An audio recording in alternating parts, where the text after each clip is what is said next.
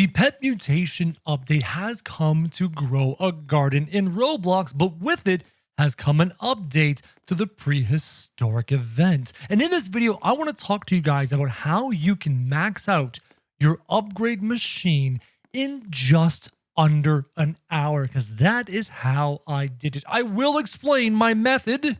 I will also explain simpler methods for you guys so that if you don't have all the tools and abilities and pets and everything that I have, you will also be able to upgrade your dino machine to take advantage of some ridiculous perks. If this sounds interesting to you, and if you think this video is useful to you, go ahead and hit the subscribe button, because I make videos every single day and do my best to bring you value. And without further ado, guys, let's get into the video.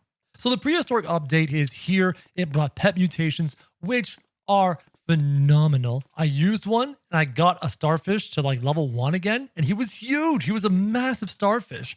It was the mega mutation that my starfish got. So we have some really cool mutations to do, and we also have new plants, which are important. Actually, I should show you those now. Take a look in here. That grand volcania I just grabbed is a new prehistoric plant that's going to matter. The horsetail, the lingonberry, the amber spine, the grand volcania, and perhaps those ones too. But these 4 are prehistoric plants. That information is going to come in handy. So make sure you start to farm some of those, because as always, they're event plants and they'll go away eventually. So this is the dino machine. This is what the dino machine looks like after you fully upgrade it. Now, what does that mean? How do you fully upgrade your machine? Well, we have a lovely NPC here. His name is Barry. You can talk to Barry and ask questions. For example, you ask, who are you? And he says, me, Barry. Me make DNA machine stronger. Give prehistoric grow plants. Me need them to upgrade the machine. Hence me mentioning some of those prehistoric plants over there in the shop. You have to give him plants. And if you take a look at the video I released earlier today called the Full Guide to the Pet Mutations Update, you will see me doing just that. So what you're going to see is me take regular bone blossoms and give them to the dinosaur. As you can see, the first upgrade requires 40 kilograms. However, I'm not sure if this is necessarily true. As you'll see later in this demonstration, I don't know if this 40 kilograms actually means 40 kilos of fruits. You'll see what I mean. Check this out. So I thought it was based off of kilos, but take a look at this. It says only 36 kilos left. You submitted 7 fruits, only 14 kilos left. So it seems like it's kilos, but watch this. Later in the video, I get one of my massive, insanely huge bone blossoms and I deposit it to the thing, which happens right here in the video. I go from 25 out of 40, as you can see, and it fills in and it does the next level. The next level being 60. Now watch this. I took that other gargantuan bone blossom, which apparently only weighed 32 kilograms. That doesn't make any sense. Those bone blossoms are huge, so I'm not sure if weight is truly involved. You're also going to notice that the machine is updated to this pink color, and it changes every time you update the machine. By the next update, it goes to a green color, as you can see right here, and it needs upwards of 80 kilograms for the next upgrade. After the green, you have a yellow with a skull on the top, and then you need 100 kilograms for the upgrade. And then finally, you have this dinosaur looking thing with the teeth, and it's all red. So what does it do? What does upgrading this machine even accomplish here in Roblox in Grow a Garden? If you come over here and talk to Barry, he can explain it to you. Option number 2, what do the upgrades do? Give that a click, and you're given this menu. As you can see, Tier 1 unlocks the new egg in the DNA machine. The new egg is really cool. It gives you access to all the new dinosaurs, which are these guys right here, including the iguanodon, the pachycephalosaurus, the dilophosaurus, the ankylosaurus, and the spinosaurus, as well as the parasaurolophus. With Tier 2, it reduces the wait time for the DNA machine, and this wait time reduction is actually a reduction of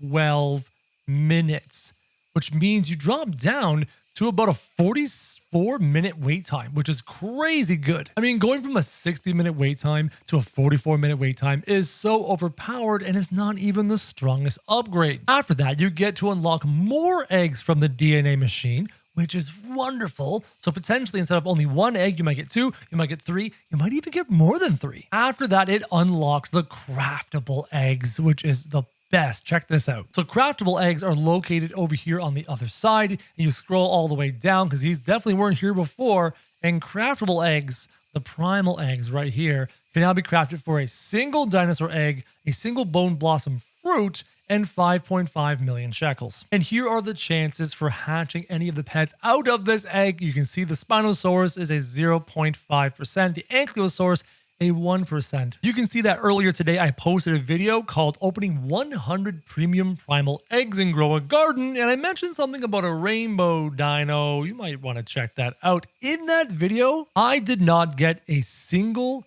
Ankylosaurus or a single Spinosaurus. I picked up like 6 Dilophosauruses and a boatload of the rest. But I did get something quite cool, and you might want to click on that video to check it out. And finally, the last upgrade gives you a greatly reduced wait time for the DNA machine. And according to the wiki, that time reduces it by an additional 24 minutes, totaling 36 minutes in time reduction, which means with these upgrades, you will be opening eggs and getting new eggs in only 24 minutes. So enough about the upgrades, enough about how useful and powerful they are. How about we talk about how to unlock it as quickly as possible? Well, I can't tell you that part just yet, because that requires a lot of resources, but I can tell you the very simple way. Basically, you want access to ancient prehistoric plants, some of which can be crafted over there in the craft store, like I mentioned to you,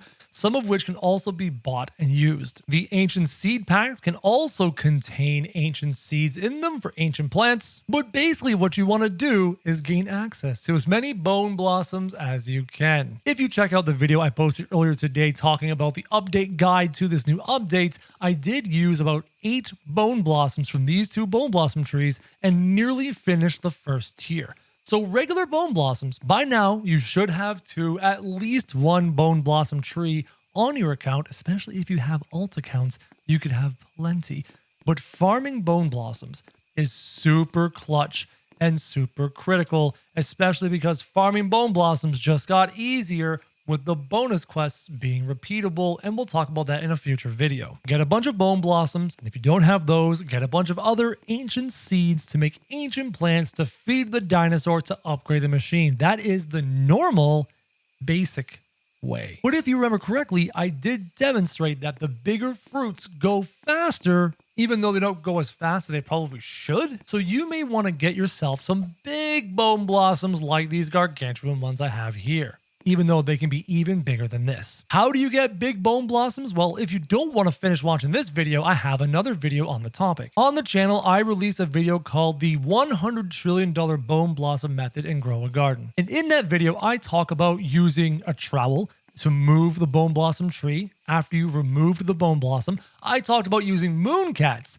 to try and grow big blossoms. I also talked about triceratops slamming into the tree to instantly grow them. With that method, you can grow really big bone blossoms. You can also do the sprinkler method, that is also quite effective. You can also do just the triceratops method, which is also very effective as well. And you may be wondering to yourself, hold on, each tree only grows 4 blossoms. After I pick the blossoms, I'm gonna have no more blossoms to actually shove into that machine over there. How did you do it so fast? How did you upgrade it to max in under an hour? Well, it's kind of been happening in the background of this video, and you may or may not have noticed if you're paying close attention. In my garden over here, I have a dinosaur you don't need to take a look at. Ignore that dinosaur. He's part of that one video I told you about. Don't worry about that dinosaur. In there, you may see a little guy like that little guy right there. This lovely raccoon. I had a moth active to feed my raccoons, and 7 raccoons farming from my blossoms, hence me having 92 trillion shekels right now. Those big blossoms were brought to me by the raccoon every 15 or so minutes, and every 15 or so minutes I shoved the giant blossoms into this dinosaur's mouth, forced him to eat them. Even if they were too big for him, he still ate them and he loved them, and he upgraded my machine with all the energy he received from eating those massive blossoms. So the fastest way is to grow massive blossoms on an alt account, have raccoons on your main account to farm you endlessly large blossoms to maximize your max level for your machine. This method is not necessary. You can use regular sized blossoms and regular sized prehistoric fruits to eventually get there. But if you want to do it the fastest, you got to do the raccoon method. Hopefully you guys enjoyed this video. If you found it valuable, go ahead and hit that subscribe button. It costs you nothing, but it helps me out. And as always, guys, thank you very much for watching.